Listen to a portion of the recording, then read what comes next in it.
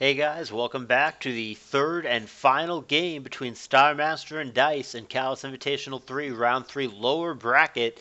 So I don't need to remind you guys, but for the sake of viewers who maybe don't follow this tournament as closely, this is a best of 3, this is the third game, this is the lower bracket in a double elimination tournament, meaning whoever loses here is going to be out of the tour. Most of you probably already know that, but let's just reiterate it. Also, check out the description, link to the Pokemon Perfect thread pertaining to this tournament, link to the CALLOUS Invitational 3 Discord server if you guys want to follow along. That's definitely the best place to be. And also, this tour has been taking donations from the beginning and is still taking donations if you want to support the tournament and directly increase the overall prize structure that will be paid off at the end of the day. Alrighty. So with that out of the way, let's get to the third game. Loser goes home. Dice on the bottom, Starmaster on the top for the final time. It is a lead Mence and a lead Wheezing, respectively. Dice has had weird leads all series. He had a Blissey, then a Moltres, and now a Wheezing. And he goes straight Will-O-Wisp on turn 1, connecting with a Magneton that comes in. I have no idea why Magneton came in. Was he playing around Sludge Bomb, I guess? Or maybe he just doesn't have anything that he wants to get burnt. This looks like another physical offense team from Star, which is what he opted for in a very thrilling game 1 that came down to just Gyarados and Blissey one-on-one. Rock Slide misses here. Oh yeah, this looks remarkably similar to the first game. Alright, so it might even be the exact same team for Starmaster. We've seen other players do that in this tour so far, where they use a team in game 1, they win, they lose game 2, and then they just double back to the team that they won with in the first game. Tama did that actually in his set in this very round against Lanier, and it worked. So maybe it'll work for Star, if it is the same team. I mean, even if it's not, it certainly looks like a similar team, but it might actually be the same team. We'll find out sooner or later. Celebi is safe here from anything other than Boom because of the Leech Seed. Boom is definitely a possibility here, and it would have worked had he gone for that, but he went for the Recover, and we ended up with a T-Tar instead. Back to Coon, and Dragon Dance. Okay, we had seen Rock Slide prior, so it could have been a mixed set, but now it certainly isn't. I mean, it could still have HP Grass, but it is a DD-Tar, we know that. +1 Rock Slide, 32%, so it is obviously a bulky Coon. If it were any kind of offensive Coon, it clearly would have taken more damage than that from a +1 Tar. And back it goes. Here comes Claydol coming in on Rock Slide. Flinch is going to prompt that. He might have stayed in had he gotten a Surf off, but the Flinch prevented that. And we see the last move is HP Bug. HP Grass would have done less damage than that, so that is clearly Bug.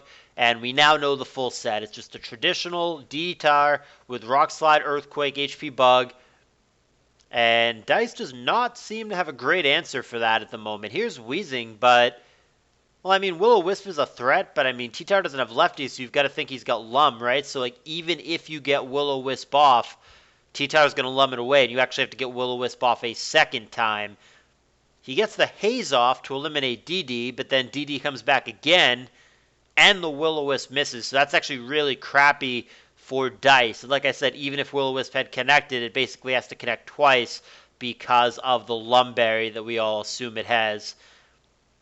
Haze again eliminates the Dragon Dance, but there's just no danger here other than Wheezing blowing up on it.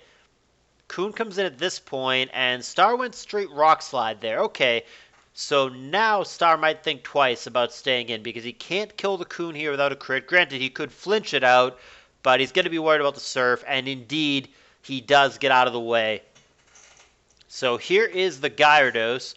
So this looks remarkably similar to the team from Game 1, and I am blanking out right now about what the last poke was for Starmaster on that team, but I am pretty sure this is the same team. He might have changed a couple moves for the sake of Dice remembering, like that, for example. The Gyarados the first time around did not have Double Edge. It had Rest, and that ended up being very important. In this very matchup, actually, Gyarados on Bliss. But this time, it has Double Edge, which definitely changes the dynamic, and that's going to do major damage. 63%, 59 this time at +1, And Blissey obviously is not going to take those super well, and she's just going to spam soft-boiled.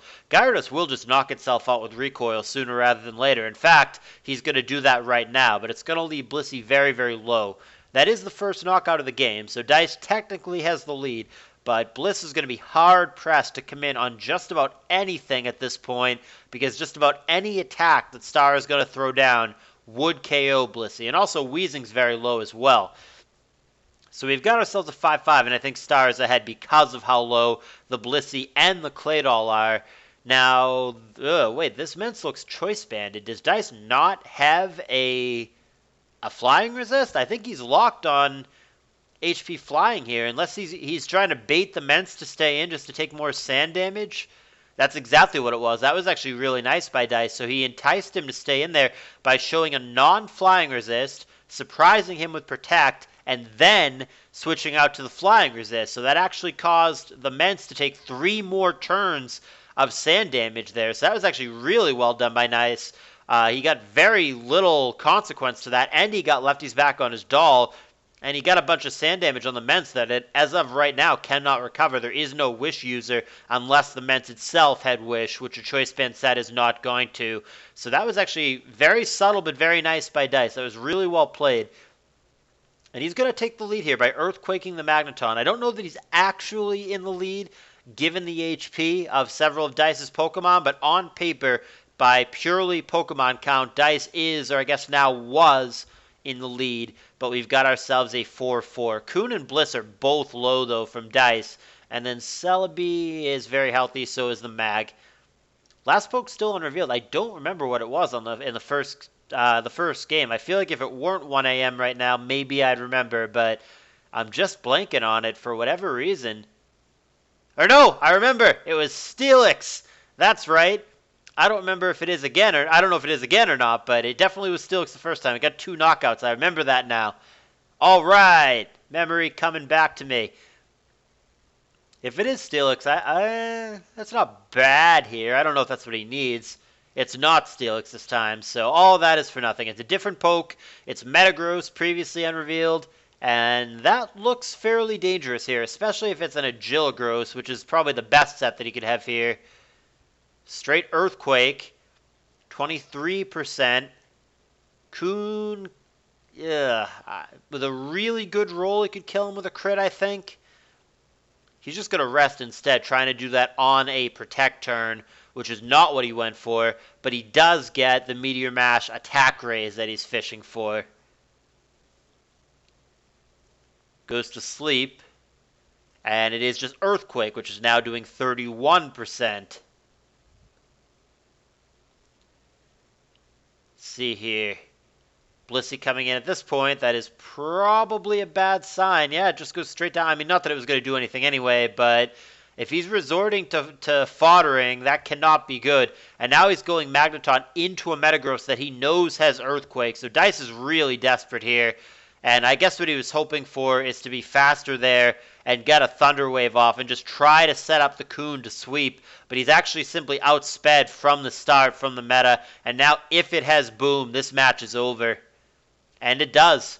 That is a swift finish. This game not as close as either of the previous. This one is going to just finish in 37 turns. Not too much to see here. Dice never really felt ahead in this game. I mean, Star wasn't crushing him either, but it just at no point did it feel like, wow, Dice really has the lead here. Wow, Dice is really in command or anything like that. It just, more or less this game kind of felt like Star was one step ahead for most of it, and that's the way it played out in the end as well. As such, it's going to be a 2-1 series victory for Starmaster. He will continue on in the tournament, and Dice is going to be out. A 1-2 finish is certainly less than Dice is capable of doing. He's such a talented player, and he went better than that last year and very well may again in a future year. But 1-2 is going to be his exit from CALLOUS Invitational 3. He's going to be out, and Starmaster wins the set and continues on. I hope you guys enjoyed this series. Game 1 in particular I thought was quite good, but I hope you enjoyed the whole thing. Thumbs up if you did, in fact, enjoy the series and you've been enjoying the tournament, and I would really appreciate if you would subscribe to this channel if you've not done so already. I don't care if you subscribe and turn notifications off. it still is a subscriber, and it makes me feel a lot better.